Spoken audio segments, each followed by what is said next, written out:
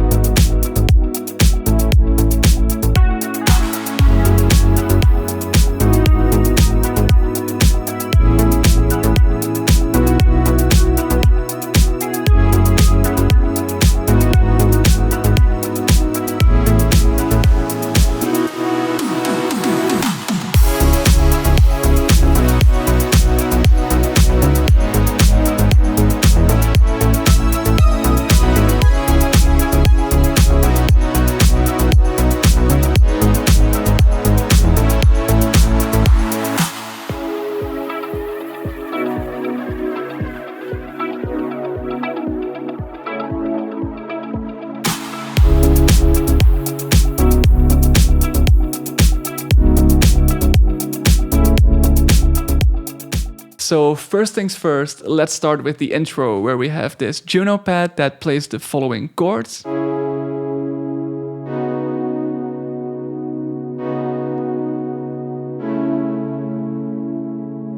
So what I think is cool here is that the chords are played on top of the same bass note, which is a C sharp. And I think this is quite an 80s thing to do, and it also creates some suspense because the bass notes do not give in to the chords, while if they did, they would sound like this.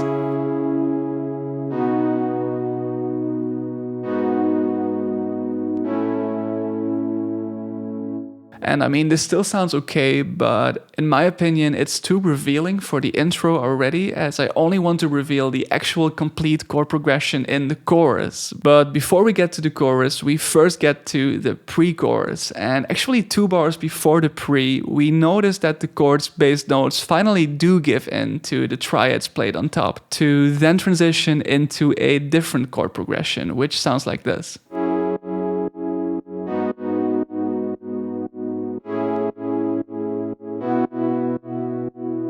So this changing chords should provide a signal to the listeners saying, hey, something's changing, we might be working towards something. And in this case, we're working toward the chorus. And in this chorus, we ultimately play the intro chords, but with their corresponding bass notes, which sounds like this.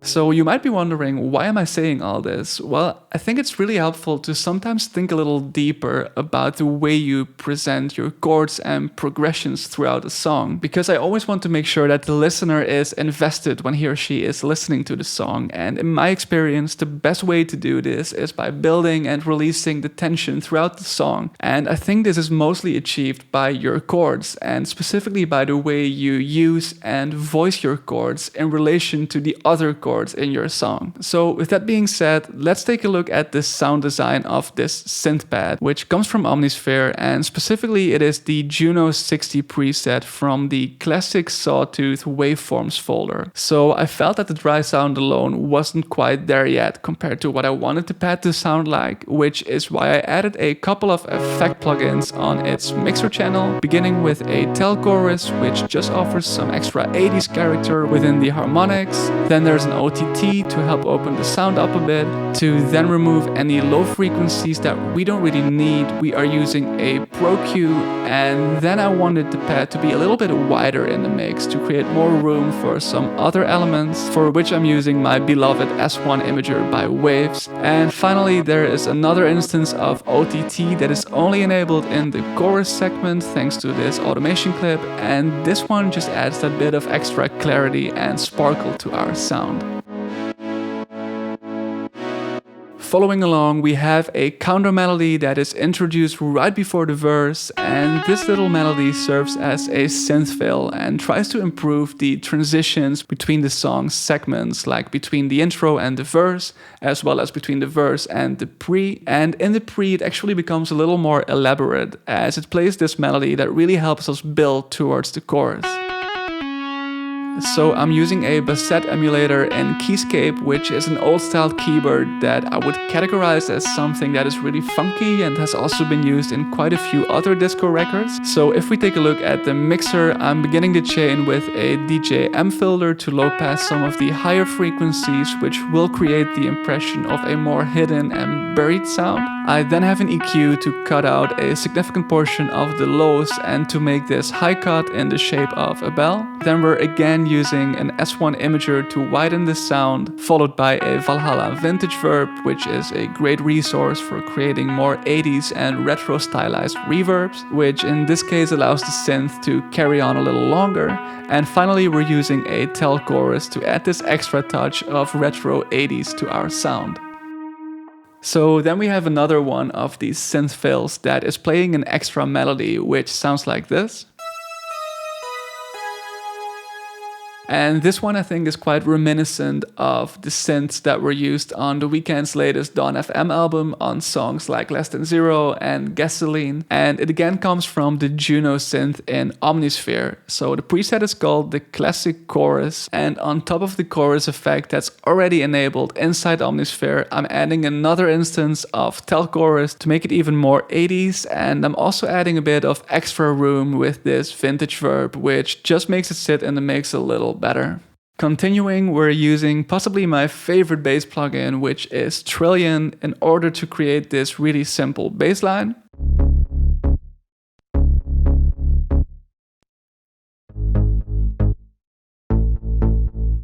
So for this sound, we're using the 80s octave bass preset found in this synth, and I'm not doing anything too crazy with this. In fact, I'm only using an EQ to get rid of anything below 30 Hz, and I also have this bell curve at around 40 Hz to just make the low end a little bit cleaner and less overwhelming.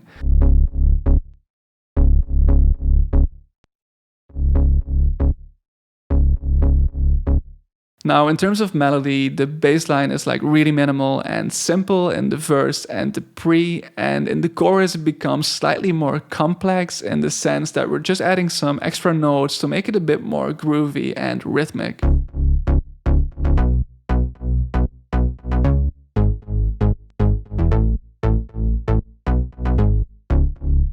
And to then make our song even more rhythmic as well as atmospheric, we're using this sidechained mute guitar from the Electric Sunburst library in Kontakt, and this one literally just plays an E throughout the entire song. So to get this sound to feel right, I'm using a tel chorus for added retro harmonics once again, an S1 imager to spread out the stereo image, a high-pass filter because we don't want the sound to have too much body, and the low-pass filter to just remove the very high end of the sound's frequencies. Then there's this plugin called Pancake that is only enabled in this 4-bar post-chorus section, and this one creates this cool panning effect between left and right, which just adds a little more excitement to the listener's ears. And finally, there's a reverb in order to accentuate more of an atmospheric and roomy sound. So in terms of synths and instruments, there is still a couple of things that we haven't discussed yet, like this Wurlitzer in the pre, which comes from Keyscape and just plays the pre-chorus chords as an additional layer to the initial Juno pad. Then we also have this disco string from the Session Strings Pro 2 library in Kontakt, and this one just plays a high E the entire time, but still this one really contributes to getting that cool disco vibe in our song. Let's see, we also have this arpeggio played on a Rhodes piano from Keyscape, and the main purpose of this sound is to add some extra movement and even some extra emotion to the chorus, as some of the notes played by the Rhodes are not played by the other synths in the chorus. So in that sense it also adds something melodically, and in terms of mixing, I'm using an equalizer to clean up the sound a little bit. There is a tel chorus for, you guessed it, extra 80s vibes, a reverb reverb for some retro sounding space, and we have a DJM filter to remove the sound's upper high end, and that just makes it a little more subtle in the mix. Finally, the chorus still has another layer to support the initial Juno pad, which is this Virus JP Poly 2 from Omnisphere, and this one combines samples from the Virus synth as well as the Jupiter 8. Now, in terms of melody, it simply plays the chords from the chorus, and the mixing is really similar to the mixing we've seen so far with a tel chorus, a vintage verb, and an S1 imager. So now that we've gone over all the synths and instruments, let's take a brief look at the drums, which actually all come from the Oliver sample pack on Splice. And to be honest, there's not that much to say about these samples and their mixing. It's all pretty straightforward in the sense that I literally just dragged these samples in from Splice. I applied some subtle EQ here and there, and actually the only real thing I did to the samples was slicing these two hi-hat loops in order to make them fit better with the other elements, as well as adding this large reverb to this clap sample over here because I wanted it to serve as a transition effect. Oh, and I also added some compression to the kick in order to make it tighter, and that just makes it sit in the mix a lot better. So I guess I'll just play you the drums starting with just the kick, and then I'm gonna be adding each drum element one by one.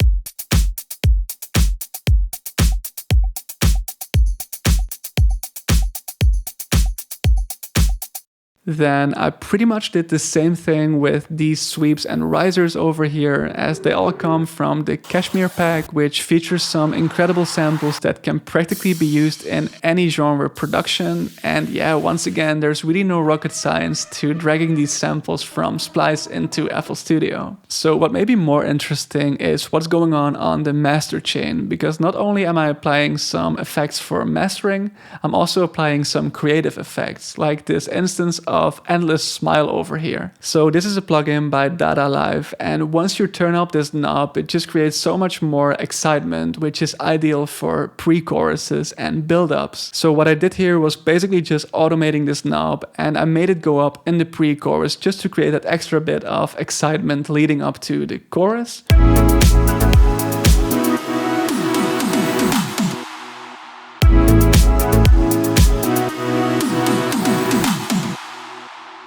Then we're also using this tel chorus for this cool 80s effect, but we're only applying this in the post-chorus section, so literally only in these 4 bars, which I think created a cool effect. And then I wanted to ensure that this specific part had no low frequencies, which is why I added this low-pass filter over here. And then there's also this volume automation that I created using the Fruity Balance plugin. And this one just makes the chorus hit a little bit harder by making it slightly louder than the rest of the song.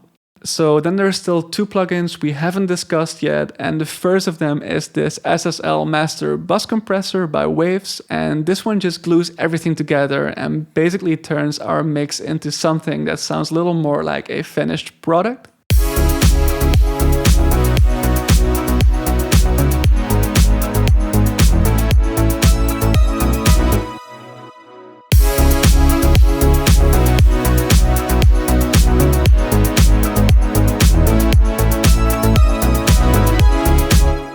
And second and finally, we're using this instance of Abbey Road Vinyl, also by Waves, and this one just adds that extra bit of analog warmth and brightness to our mix, which is something I really like.